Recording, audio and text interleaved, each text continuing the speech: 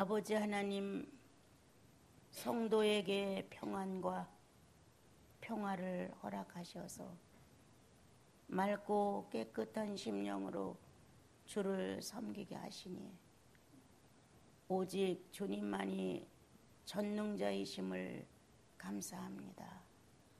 인간은 순간 흐트러지고 사악해지고 인간은 순간 타산적이고 욕심을 부리지만 여전히 주의 성령은 예수 그리스도와 함께 화목된 사건을 인정하시면서 오늘도 아버지 하나님 앞에 담대하게 나와 아버지라 찬양 부르게 하시고 다시 한번 거룩한 속성을 흠숭하고 사랑할 수 있도록 하시니 감사합니다. 우리가 주의 시선을 피하여 어디로 가오리까? 어디에 가서 무엇을 하든지 그곳에서 함께 하시니 성도를 사랑하시고 자녀를 아끼심이 전지전능함 속에 있고 그 전지전능함이 자녀들을 보호하시니 참으로 고맙습니다.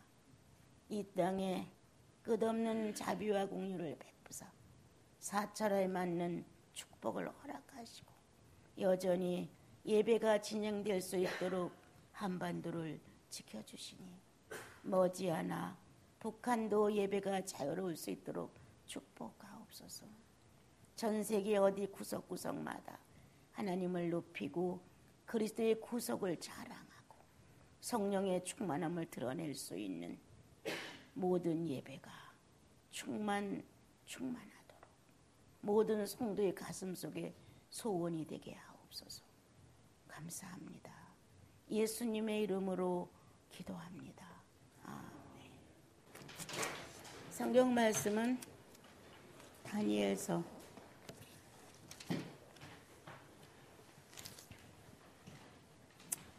6장 25절부터 28절까지 다니엘서 6장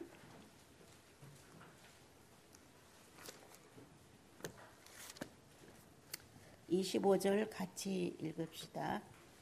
이에 다리오 왕이 온 땅에 있는 모든 백성과 나라들과 언어가 다른 모든 사람들에게 조서를 내려 이르되 원하건대 너에게 큰 평강이 있을지어다.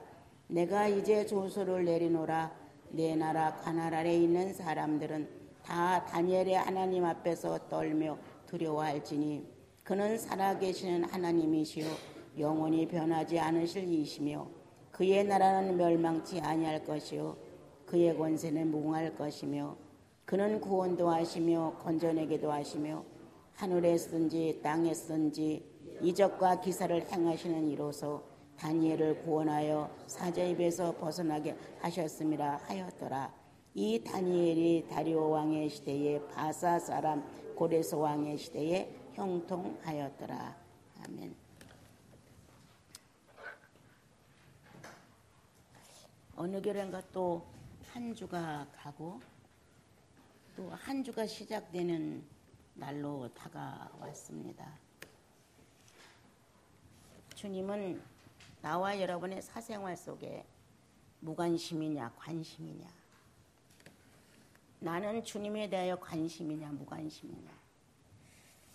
아침에 묵상을 하다가 생각이 들었어요.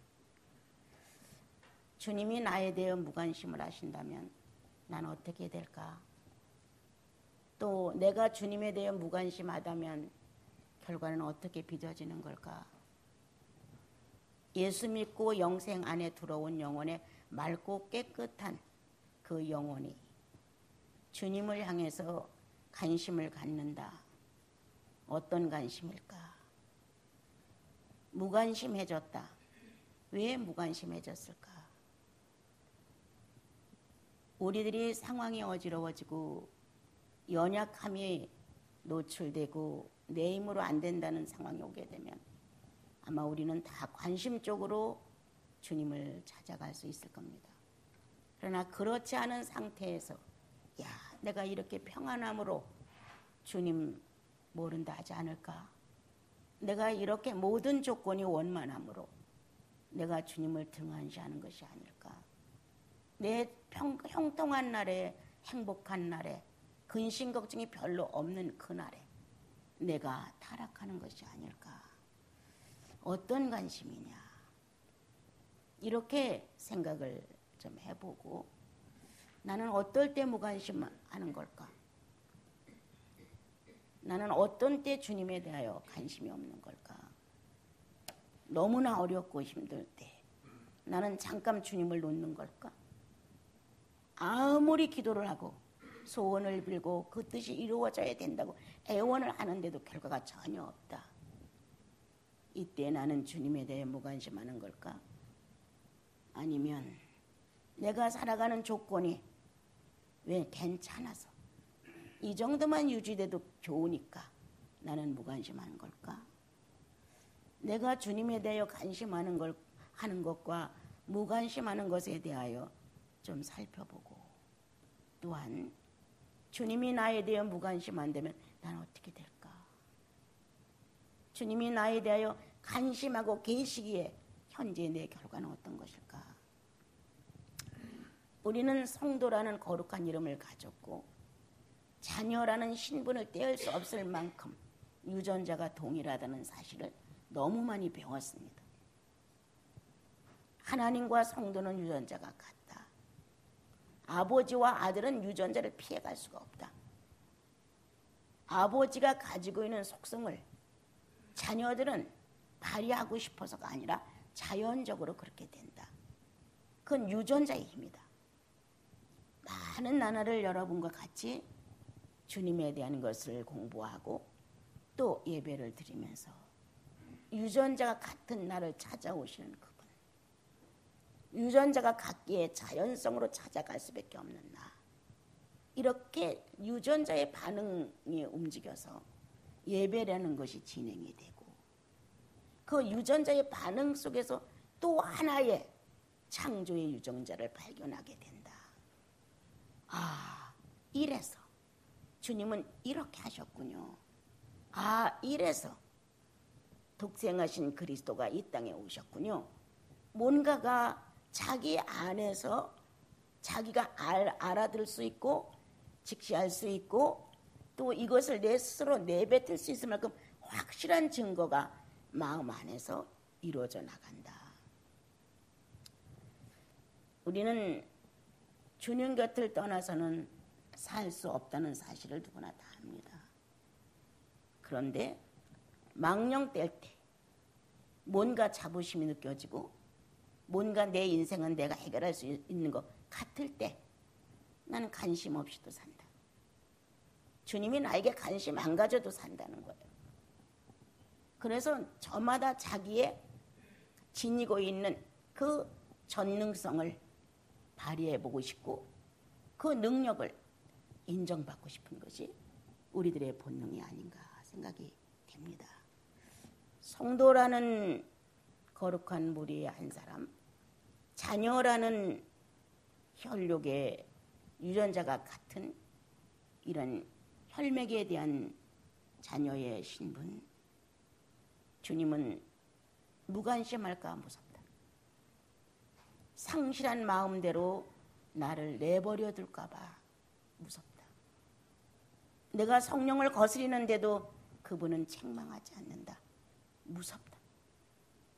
내가 게으르고 안일하고 내 생활에 만족감을 갖고 살고 있는데도 주님은 반응하지 아니하신다. 무섭다. 이 철없는 우리들은 어떻게 생각하느냐. 그래도 나는 남보다는 괜찮은가 봐. 주님은 날 책망하지 않잖아.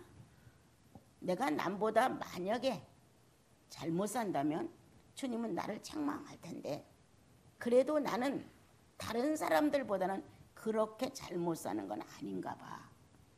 스스로 헛된 자만심과 자유를 해가면서 자기는 그래도 다른 사람들보다는 준수해. 그래서 책망도 없고 꾸지람도 없고 징계도 없어.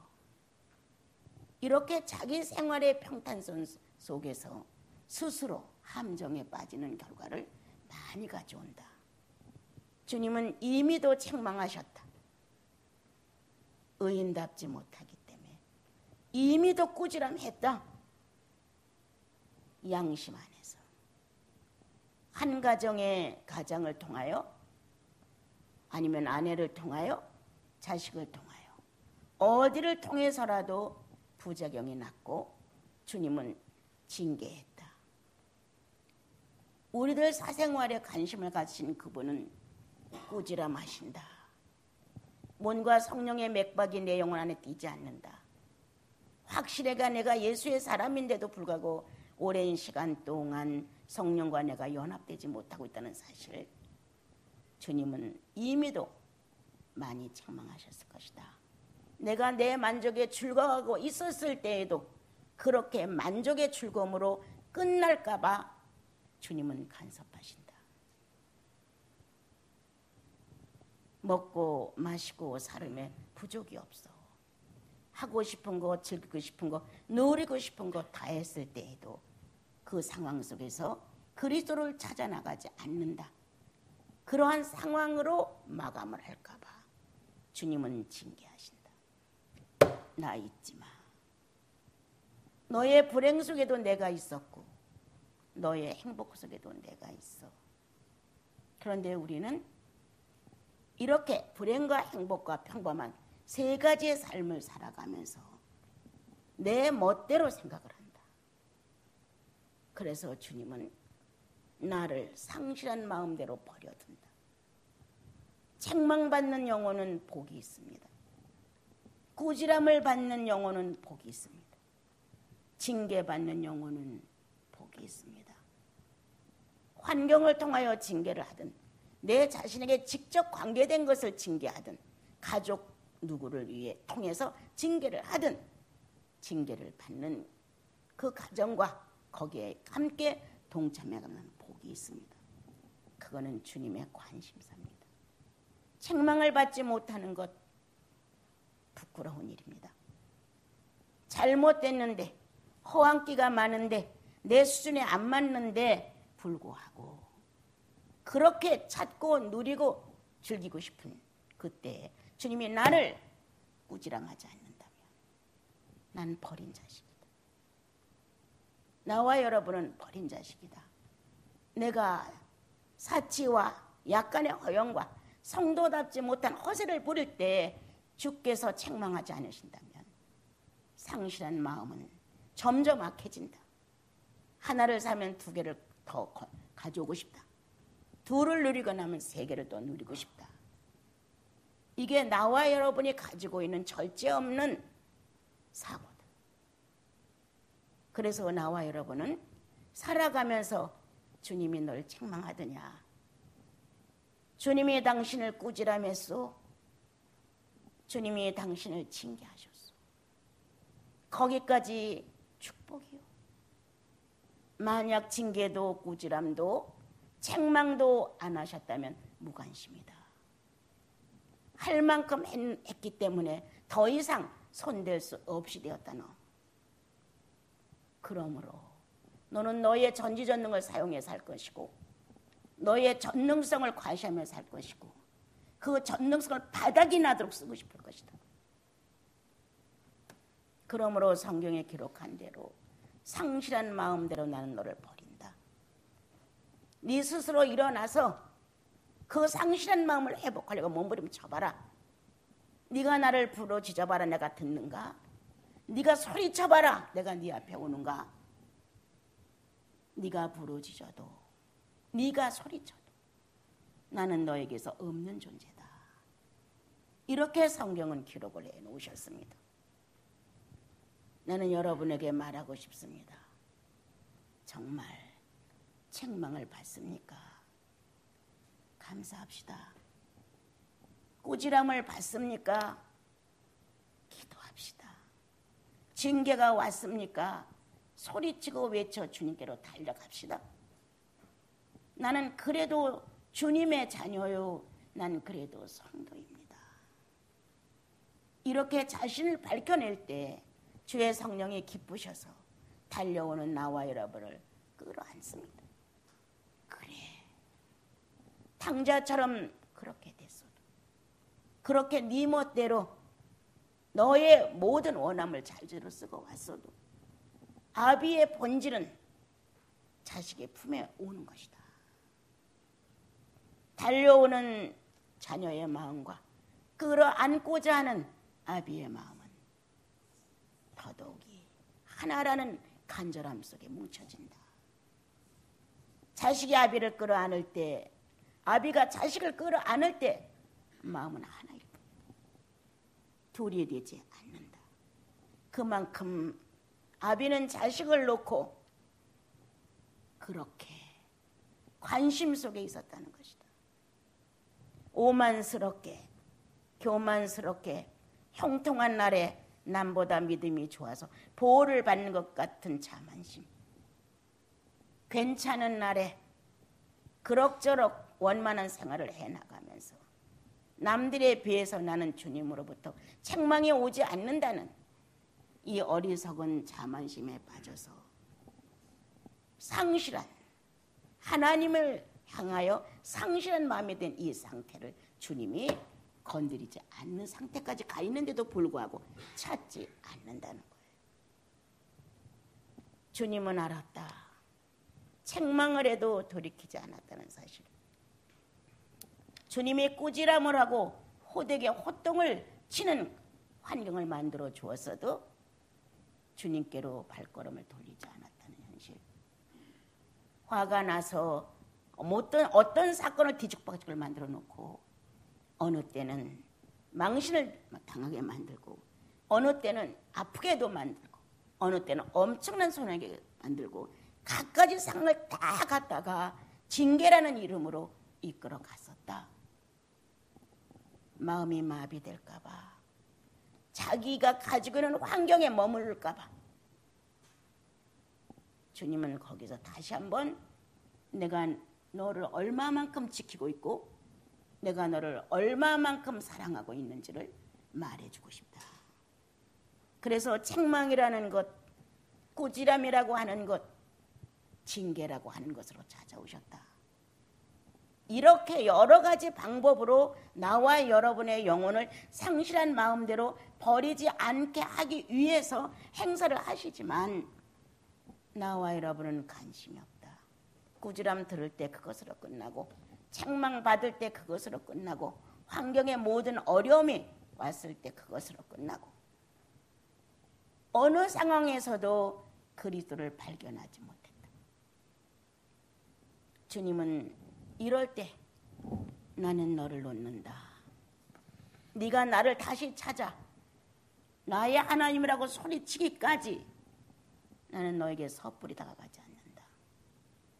이미도 하나님을 알았고 이미도 예수의 구속을 알았고 이미도 성령의 존재성의 인격을 충분히 아는 네가 이렇게 갖가지 방법으로 너를 내 안으로 끌어들이려고 했는데 너는 나를 버렸다. 나도 너에 대해서 무반응하고 싶다. 네가 나를 무반응했느냐? 나도 너에 대해 무반응하고 싶다.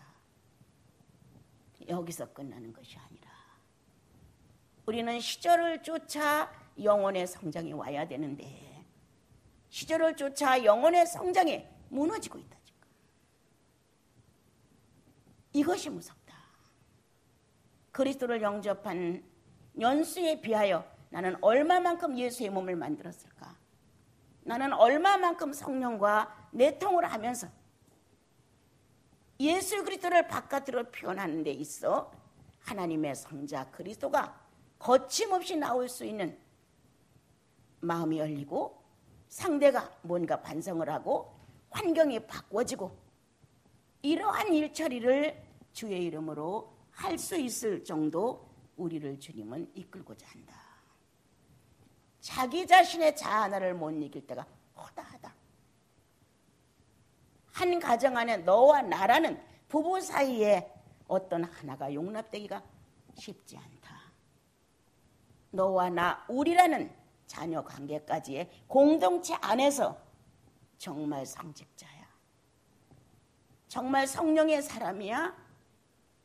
말에 효력이 있고 시간 나면 성경 앞에 말 한마디라도 예수인답게 그리고 때때로 주님을 찾는 갈망의 기도의 모습이 있고, 이러한 나와 여러분의 모습이 실제 예수의 삶을 표현해 주는 것인데, 너, 나, 우리라는 이 주님 앞에서의 아름다운 공동체 안에 주님이 없다면 그것만큼 삭막한 것이 어디 있겠어요. 주님의 관심 속에 사건을 통하여 문제가 왔다면 거기에서 내 모습은 어떻게 해야 될 건가를 배우라는 것입니다.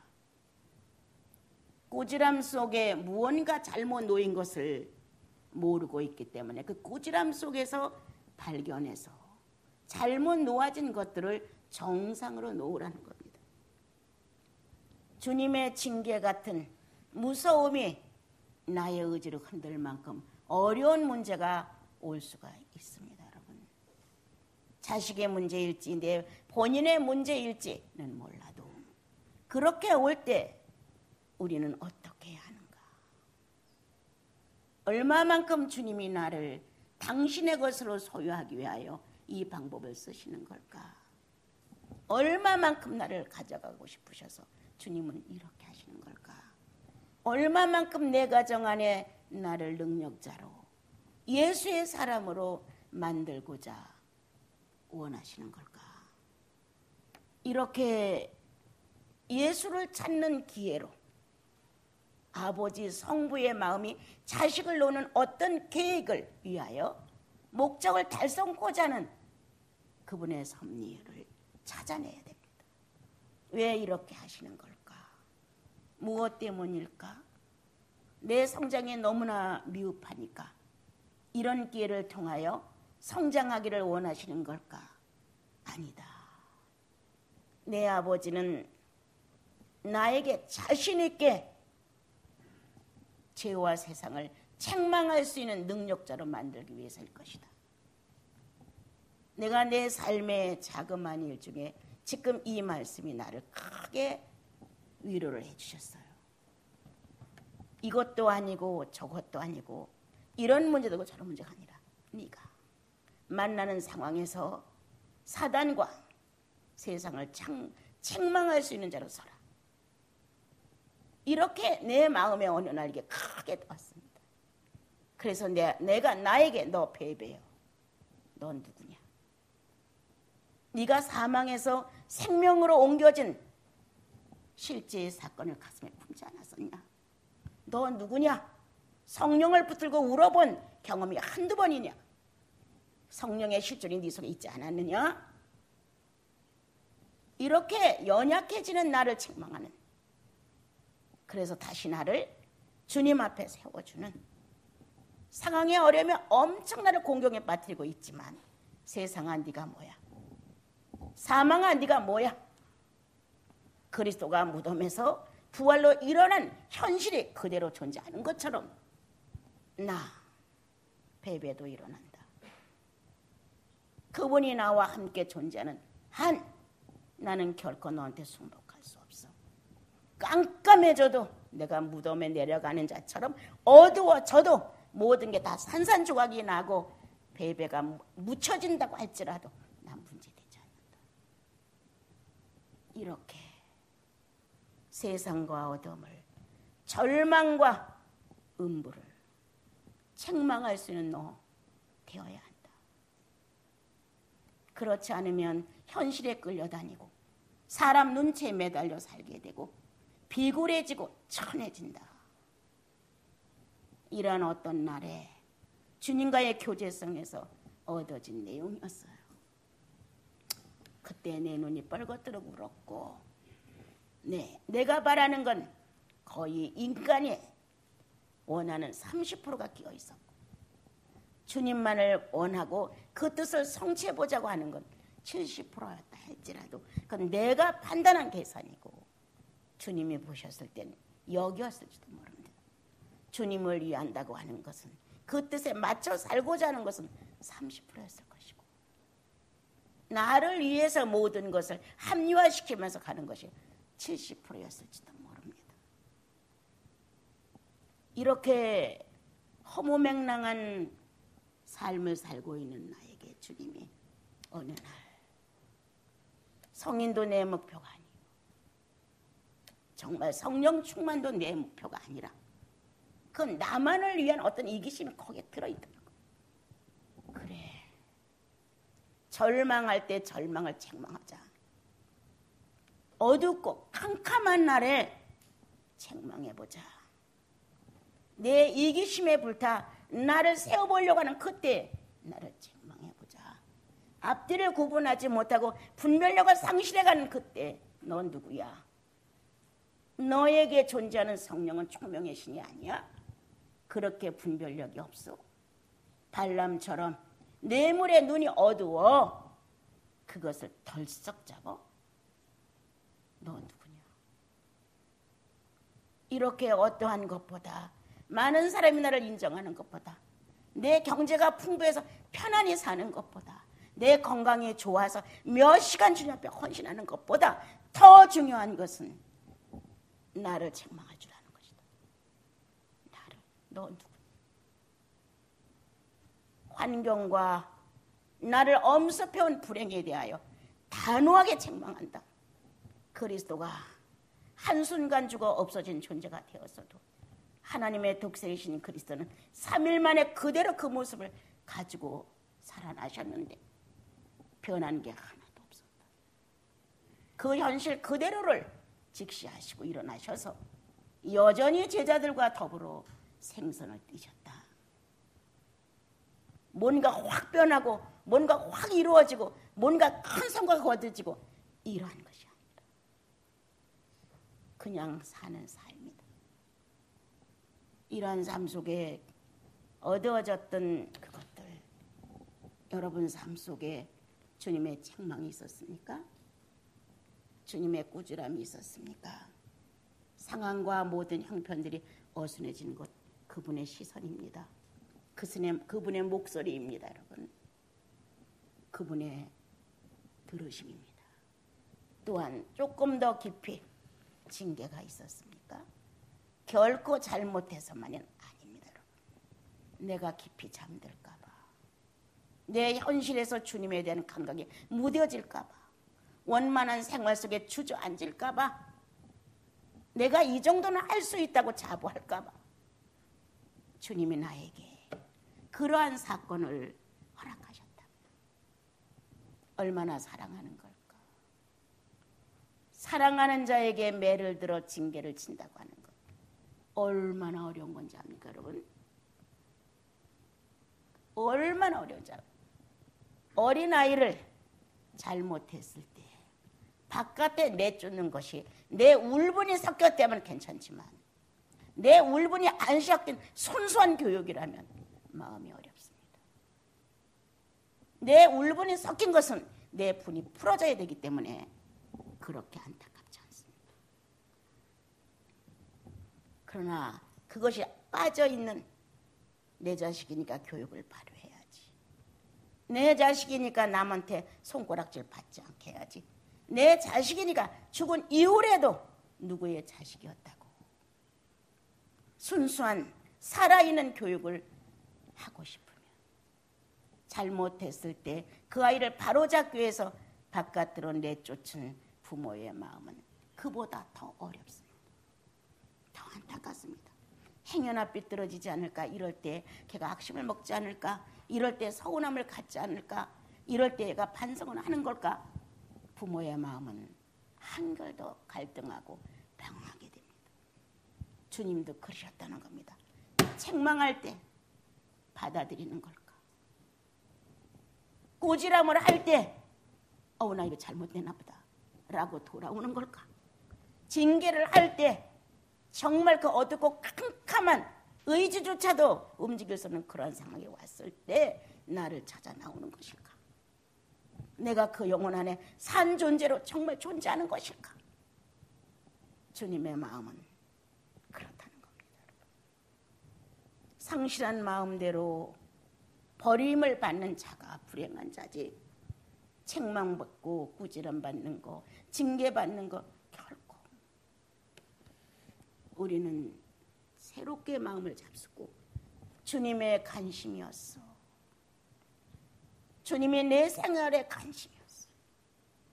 그래서 하기 힘든 책망을 하셨지. 마음 졸여가며 꾸지람하셨지. 하회를 청하면서 잘못해서 하고 자백을 할까?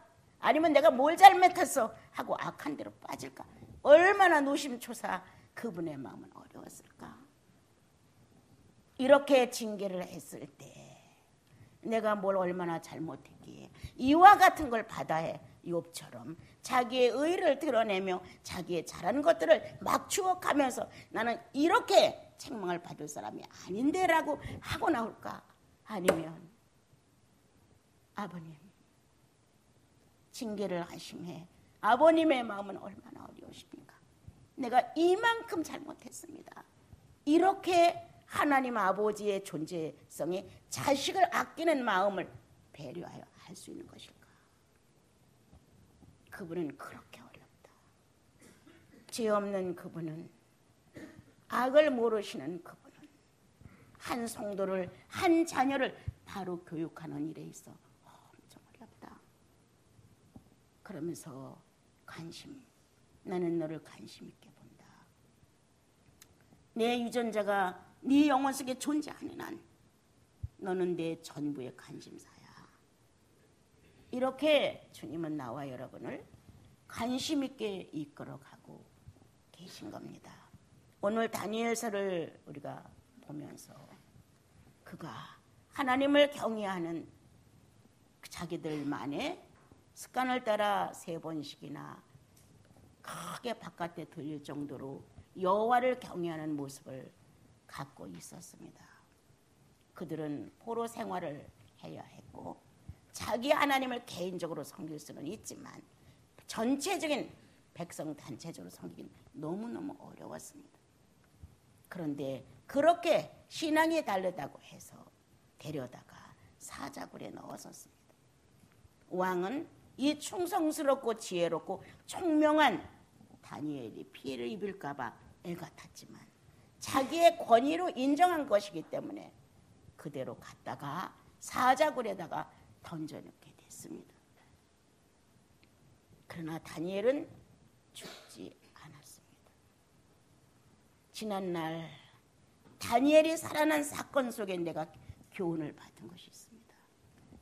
아무리 현실이 사자만큼 위태로워도 나를 지키시는 것은 주님이시다. 아무리 성난 파도가 그대로 나를 삼킨다 할지라도 다시 내뱉을 수 있는 것, 고래 뱃속에 품었다가 요나를 바깥으로 내뱉었다. 내 현실의 풍랑이 나로 하여금 정신 못 차릴 정도로 어렵게 된다 할지라도 난 살 수 있어. 주님은 큰 물고기를 준비하셨다가 그 안에 가두었다가 3일 만에 바깥으로 뽑아낸 것처럼 어느 한정된 기간이 가면 나는 반드시 그분의 보호 속에 다시 나올 수 있어. 환경이 그렇게 무섭냐? 나는 내가 살아가면서 가장 두렵고 어려운 것은 내 심리의 떨림이었어요. 못 먹고 나를 뭐 나쁘다고 중상모략을 하고 이거 아무것도 아니에요. 그런데 내 안에 불안증이 가끔 일어나는 뭔가 엄습해오는 이러한 것이 내 속에 있었어요. 어릴 때부터 그것은 떠나지 않았었어요. 그리고 예수를 구주로 모시고 난 그날부터 내가 변화가 됐던 거예요. 그것이 거의 다 내 속에서 없어진 것처럼. 근데 허약해지면 내가 아주 이길 수 없을 만큼 허약해지면 갑자기 그런 증세가 가끔 일어나곤 했어요. 이건 내가 어떻게 할 수 없는. 그래서 그때는 누굴 불러서 같이 자야 했고 또 나를 어떻게 안정을 시켜야 될까 방법을 잘 모르고 애를 태웠어요. 그래도 그 순간이 이제 어느 날짜가 지나가면 살아났어요. 그때 내 속에 큰 의지가 됐던 것, 나를 이모저모로 여러 가지 방법으로 나를 애워싼다 할지라도 거기 그 현실에 주님이 계시다. 난 괜찮아. 이렇게 사자가 하루아침에 삼켜버릴 수 있고 하루아침에 뼈를 부서뜨릴 수 있는 그러한 순간에 주님을 의뢰하는 다니엘의 의지, 성령을 긍정한 그의 자세, 이대로 죽어도 괜찮아. 나는 이대로 죽어도 아깝지 않아. 내 영혼은 주님께로 가니까. 그런데 이대로 죽으면 주님이 아깝다 하신다. 주님을 위해 받은 축복이 이렇게 크지만 난 뭘 해놨을까? 주님을 위해서 무엇을 증명하고 가는 걸까? 여호와는 하나님이시고 천지의 주제이시고 천지전능이시고 죽이기도 하시고 살리기도 하신다는 이 놀라운 예수 그리스도의 하나님이신 여호와를 내가 어떻게 증명하고 가야 되는데 이것이 안 나오면 어떡할까? 어느 쪽의 손이냐? 다니엘의 가슴에는 주님 쪽의 손해 속에 있었습니다. 이대로 가면 이방인 속에 포로된 생활 속에 여호와라는 존재가 너무 무능해집니다. 하나님이라는 존재가 저들의 신과 다를 바가 없다고 인정이 됩니다. 그의 의지는 사자가 두렵지 않았다. 이대로 죽는다면 여호와의 권위가 상실된다는 것, 하나님의 전지전능이 무시된다는 것, 이런 것이 얼마나 힘있게 다니엘 속에서 역사를 했는지. 사자들은 어린 양처럼 되어 있었다. 와서 보니까 살아있었어요. 다니엘아, 네가 살아있었느냐? 너의 하나님이 너를 지켰구나. 너를 살게 했구나. 정말 너의 하나님은 살아계신 하나님이다. 주님이 듣고 싶은 소식이죠. 다니엘이 증명하고 싶은 내용이죠. 너의 하나님은 살아계시다. 이방인을 통해 한 국가의 왕을 통해 포로된 자의 신앙심 속에서 여호와를 살린 것은 부활입니다. 알지 못하는 그들에게 새로운 인식으로 찾아가 너의 하나님은 살아계시다. 오늘 나와 여러분의 신앙심이 저마다 다 모습은 다르지만 그 다른 모습 속에서 크고 작은 상황 속에서 너의 하나님은 살아계시다. 아버지의 하나님 살아계시네. 엄마의 하나님 살아계시네요. 내 아들의 하나님 살아계시고 내 딸의 하나님 살아계시다. 내 형제의 하나님이 살아계시고 내 자매의 하나님이 살아계시다. 이것은 하나님의 권위와 자존심과 생존자의 모습을 그대로 인정해 주게 되었다. 다리오 왕은 다니엘을 끄집어냈고 사람들에게 누가 이 다니엘을 모함했느냐? 이 굴에다가 그 사람들을 넣어라. 이래서 들어가자마자 순간적으로 사자들은 돌변하여 그들을 뼈를 부서뜨려 놨습니다. 이렇게 놓은 사실 속에 다리오는 다니엘을 놓고 전 민족을 축복합니다. 평강이 있을 것이다. 평강해라. 이렇게 25절부터 28절 사이에 하나님을 인정하는 이방인, 하나님을 살았다고 생존계에서 산자로 인정하는 이방의 왕, 주권자라고 하는 그 당시에는 신적인 인물들이었습니다. 그 사람들이 신이었습니다. 그 신이 자기는 아무것도 아닌 피조물이고 정말 신적 존재는 다니엘의 하나님이라고 인정을 해줍니다. 나와 여러분이 현실을 살아가면서 각자의 작은 현실, 큰 현실, 여러 가지 현실을 만났는데 아주 자그마한 생활 속에서도 너의 하나님은 살아계시다. 네. 여러분들이 나를 놓고 원장님의 하나님은 살아계십니다 라고 인정한다면 나를 기쁘게 해주는 것이 결코 아닙니다. 내 아버지, 그리스도를 보내셔서 나를 구속하신 예수 그리스도의 희생이 들어있는 사실을 인정해 주는 겁니다. 여러분, 결코 여러분의 하나님 무능한 분 아니고 내 하나님 무능한 분 아니라는 것을 우리는 서로 증명해 줍니다. 당신의 하나님은 살아있어. 이번에 우리 사촌에게 예수님을 증거하려는 마음을 가지고 우리 피터님을, 테레사님을 데려가려고 했는데 사정상 갈 수가 없어서 피터님을 데려갔어요. 그의 복음은 살아있으니까. 그가 늘 영혼에 대하여 관심을 가지고 복음을 전할 때 수확이 있었어요. 구속의 하나님이 살아있었어요. 그래서 가서 내 목적은 구속을 전하는 것이었고 다른 것은 그냥 휴양지를 간다고 생각하고 갔습니다. 첫날부터 밤이면 복음을 전하게 했죠.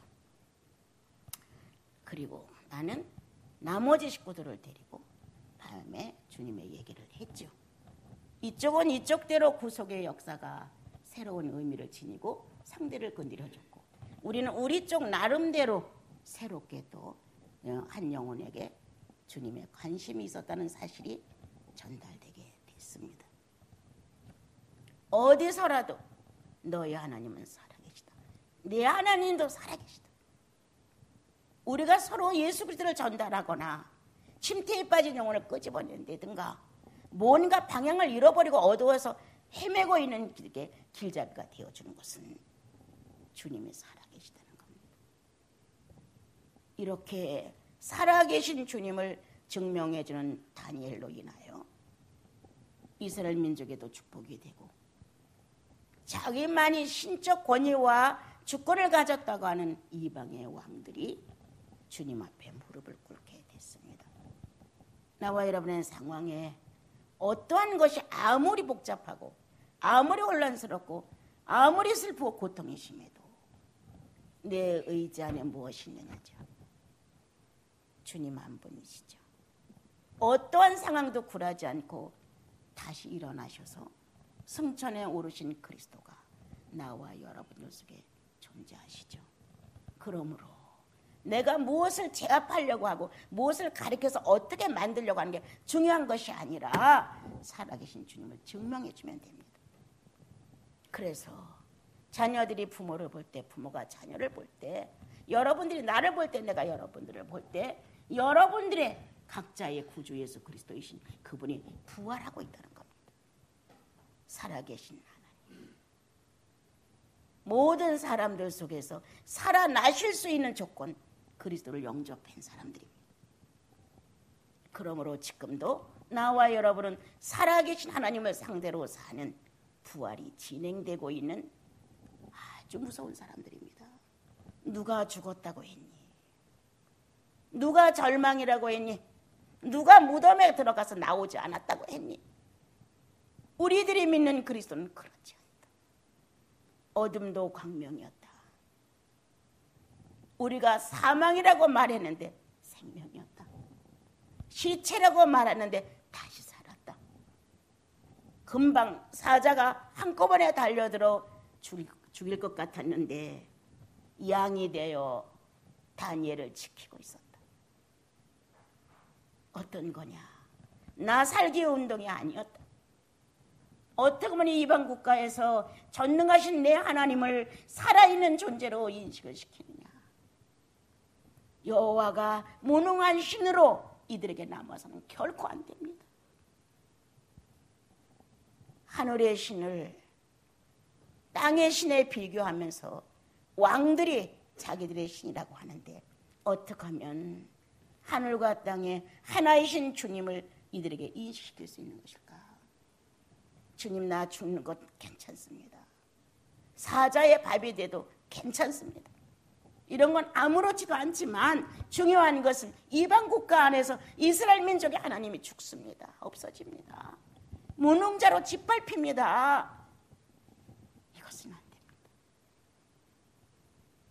이렇게 애태웠던 다니엘의 의지가 다리오 왕을 정복했습니다. 너희 하나님은 살아계시구나. 우리 다시 한번 읽어봅시다. 25절부터 다 같이. 이에 다리오 왕이 온 땅에 있는 모든 백성과 나라들과 언어가 다른 모든 사람들에게 조서를 내려 이르되 원하건대 너에게 큰 평강이 있을지어다.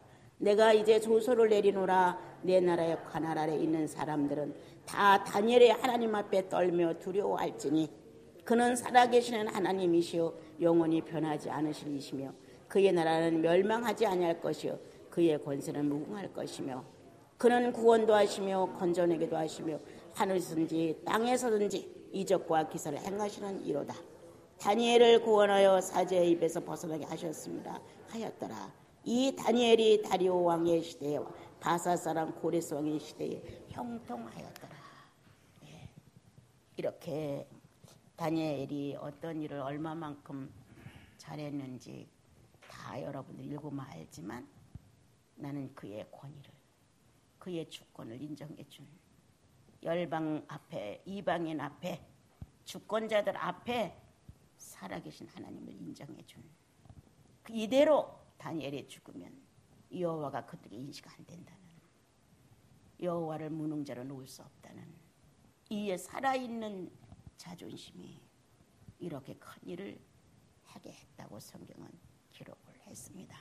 우리 한 주를 살아가면서 하나님의 관심과 내가 관심 어떤 거냐를 한번 여러분들 깊이 생각해 보시고 정말 나와 여러분이 살아가는 사생활 중에 살아계신 하나님이라고 누군가가 말해주는가, 내가 살아계신 하나님을 함께 동행하고 있다는 사실을 상대들은 나를 인정하는가, 인정할 수 있게끔 내가 살고 있는가, 우리 한번 돌아보시고 조그만 일로 손해와 이익에 너무 다툼하시지 마시고 우리는 살아계신 생존자, 부활하신 그리스도, 그분의 삶과 일치를 이루고 있다는 사실을, 어떤 상황도 문제가 되지 않는다는 사실, 어떻게 하면 나를 통하여 살아계신 예수님과 짝이 되어 살고 있다는 사실을 증명할 수 있을까?